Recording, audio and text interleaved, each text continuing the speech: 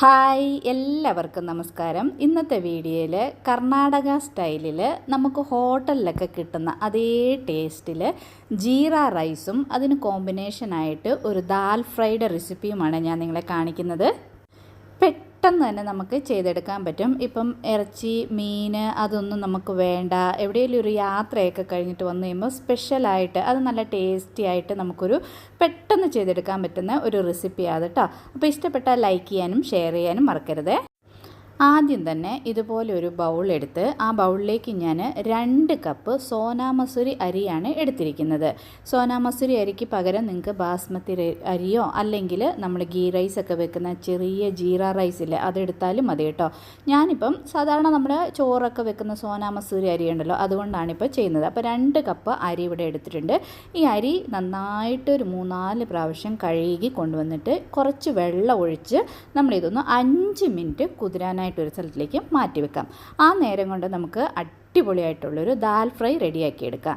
ആദ്യം തന്നെ ഒരു ബൗൾ എടുത്തിട്ട് ആ ബൗളിലേക്ക് ചുമന്ന കളറിൻ്റെ മസൂർ ദാൽ, ഇവിടെയൊക്കെ ഇതിന് മസൂർ ദാൽ എന്നാണ് പറയുന്നത്. അപ്പോൾ 1.25 കപ്പ് മസൂർ ദാൽ ഞാനിവിടെ എടുത്തിട്ടുണ്ട്.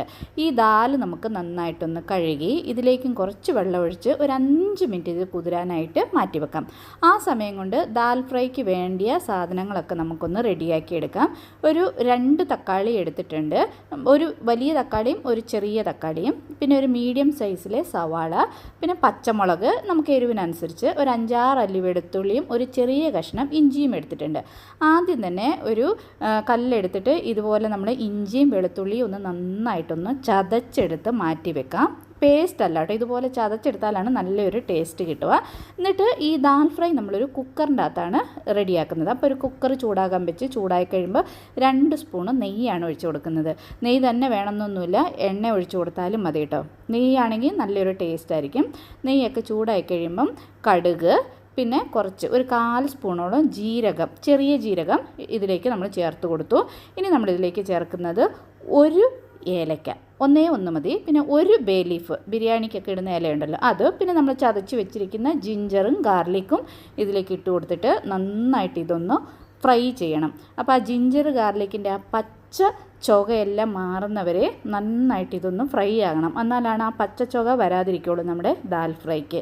എന്നിട്ട് നമ്മളിതിലേക്ക് ചേർത്ത് കൊടുക്കുന്നത് നമ്മൾ എടുത്തു വെച്ചിരിക്കുന്ന പച്ചമുളക്, പിന്നെ സവാള, ചെറുതായിട്ട് അരിഞ്ഞ സവാളയും തക്കാളിയും ഇതിലേക്ക് ചേർത്ത് കൊടുത്തു. എന്നിട്ട് ഇതെല്ലാം കൂടെ നന്നായിട്ടൊന്ന് മിക്സ് ചെയ്ത് യോജിപ്പിച്ച് ഈ തക്കാളിയൊക്കെ ഒന്ന് നന്നായിട്ട് സോഫ്റ്റായി വരണം. അപ്പം ആ സ്റ്റേജിൽ നമുക്കൊരു കുറച്ച് കായപ്പൊടിയും കൂടെ ഇതിലേക്ക് ചേർത്ത് കൊടുക്കാം. ആദ്യം തന്നെ ഇട്ടാൽ ചിലപ്പം കായപ്പൊടി നമുക്ക് കരിഞ്ഞു പോകും. അതിന് ഇപ്പം നമ്മൾ ചേർത്ത് കൊടുത്താൽ അത് കരിഞ്ഞു പോകുമൊന്നുമില്ല. ഇത് കണ്ടോ, ഇതുപോലെ ഒന്ന് നന്നായിട്ട് സ്മാഷായിട്ട് കിട്ടണം നമ്മുടെ തക്കാളിയും സവാളയൊക്കെ. ഇനി ഇതിലേക്ക് നമുക്ക് മഞ്ഞൾപ്പൊടി ചേർത്ത് കൊടുക്കാം. മഞ്ഞൾപ്പൊടിയും കൂടെ ചേർത്ത് നമുക്ക് നന്നായിട്ടൊന്ന് മിക്സ് ചെയ്ത് കഴിയുമ്പോൾ ആ മഞ്ഞൾപ്പൊടിയുടെ പച്ച ചുവയെല്ലാം മാറി മഞ്ഞൾപ്പൊടി നന്നായിട്ടൊന്ന് ഇതിലേക്ക് മിക്സായി കിട്ടും. എന്നിട്ട് നമ്മൾ കഴുകി വെച്ചിരിക്കുന്ന ദാല് പരിപ്പുണ്ടല്ലോ അത് നമുക്കിതിലേക്ക് ചേർത്ത് കൊടുക്കാം. എല്ലാ പരിപ്പും ഇതിലേക്ക് ചേർത്ത് കൊടുത്തിട്ട് ഒന്നുകൂടെ ഈ പരിപ്പും ഈ തക്കാളിയും ഇതെല്ലാം കൂടെ ഒന്നുകൂടെ നമ്മൾ നന്നായിട്ടൊന്ന് മിക്സ് ചെയ്ത് യോജിപ്പിച്ചാൽ അതിലുള്ള ആ വെള്ളമൊക്കെ ഒന്ന് ഡ്രൈ ആയി കിട്ടണം. ഈ സ്റ്റേജിൽ നമുക്ക് ആവശ്യത്തിനുള്ള ഉപ്പും കൂടെ ചേർത്ത് കൊടുക്കാവുന്നതാണ്. ഇനി ഇതെല്ലാം നന്നായി മിക്സ് ചെയ്ത് യോജിപ്പിച്ച് കഴിഞ്ഞിട്ട് ഇത് വേകാനുള്ള വെള്ളം കൂടെ നമുക്കിതിലേക്ക് ചേർത്ത് കൊടുക്കാം. ഞാനിപ്പം ഏത് കപ്പിലാണോ പരിപ്പ് എടുത്തത് അതേ കപ്പിൽ തന്നെ 4 കപ്പ് വെള്ളം ഇതിലേക്ക് ചേർത്ത് കൊടുക്കുന്നുണ്ട്. വെള്ളം വേണമെന്നുണ്ടെങ്കിൽ നമുക്ക് പിന്നെ ചേർക്കാവുന്നതാണ്. അപ്പോൾ ഞാനിപ്പോൾ 4 കപ്പ് വെള്ളം കൂടെ ഇതിലേക്ക് ചേർത്ത് നന്നായി ഒന്നുകൂടെ ഒന്ന് മിക്സ് ചെയ്ത് ഈ സ്റ്റേജിൽ നമുക്കിതിൻ്റെ ഉപ്പൊക്കെ ഒന്ന് ചെക്ക് ചെയ്യാം. വേണമെങ്കിൽ ഉപ്പൊക്കെ ഒന്ന് ചേർത്ത് കൊടുക്കാം. എന്നിട്ട് ഇതെല്ലാം കൂടെ ഒന്ന് മിക്സ് ചെയ്ത് യോജിപ്പിച്ചിട്ട് ഈ പ്രഷർ കുക്കർ അടച്ച് വെച്ച് ഒരു 4 വിസിലാകുന്നിടം വരെ നമ്മളിതിനെ വേവിക്കണം. 4 വിസിലാകുമ്പോൾ നമ്മുടെ ദാലൊക്കെ നന്നായിട്ട് വെന്ത് കിട്ടിയിട്ടുണ്ടാവും.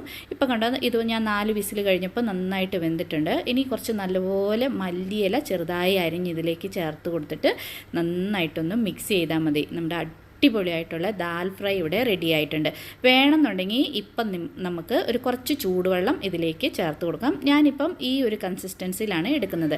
ഇത് നമുക്ക് ചോറിൻ്റെ കൂടെയും ചപ്പാത്തിയുടെ കൂടെയൊക്കെ കഴിക്കാൻ നല്ല അടിപൊളി ടേസ്റ്റാണ്. അപ്പോൾ ദാലൊന്ന് ട്രൈ ചെയ്ത് നോക്കണേ. ഇനിയിപ്പോൾ നമുക്ക് ജീര റൈസ് വെക്കാം.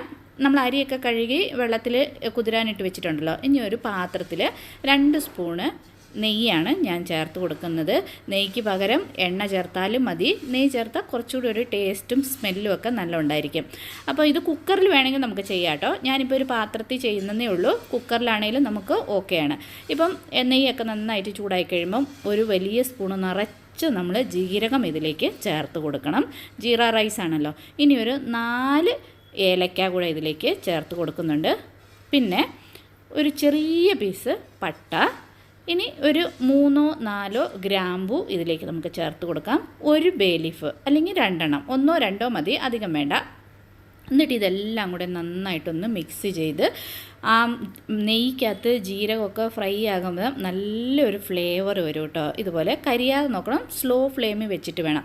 എന്നിട്ട് നമ്മൾ 2ആയിട്ട് പൊളന്നെടുത്ത് 2-3 പച്ചമുളക്, എരിവിനനുസരിച്ച് നിങ്ങൾക്ക് ചേർത്ത് കൊടുക്കാം. പച്ചമുളകും കൂടെ ചേർത്ത് കൊടുത്ത് ഇതുപോലെ നന്നായിട്ടൊന്ന് മിക്സ് ചെയ്യണം. എന്നിട്ട് നമ്മൾ എടുത്ത് വെച്ചിരിക്കുന്ന അരി ഇതിലേക്ക് ചേർത്ത് കൊടുക്കാം. അരി നമ്മൾ ഇതിലേക്ക് ചേർത്ത് കൊടുക്കുമ്പോൾ ഒട്ടും തന്നെ വെള്ളമില്ലാതെ ചേർത്ത് കൊടുക്കണം.